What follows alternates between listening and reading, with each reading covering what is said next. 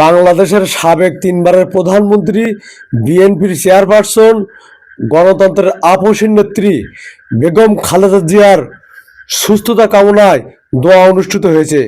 সাতক্ষীরায় ৯০ দশকের ছাত্রদল নেতৃবৃন্দের আয়োজনে শনিবার বিকালে পৌর অডিটোরিয়ামে বক্তব্য রাখেন জেলা বিএনপির আহ্বায়ক, সাবেক ছাত্রনেতা রহমতুল্লাহ পলাশ, সাবেক সাধারণ সম্পাদক অ্যাডভোকেট সৈয়দ ইফতেখার আলী, শেখ তরিকুল হাসান, সদস্য সচিব আবু জাহিদ ডাবলু, জেলা বিএনপির নেতা হাবিবুর রহমান হাবিব, শের আলী, শেখ মাসুম বিল্লাহ শাহীন, সিরাজুল ইসলাম প্রমুখ।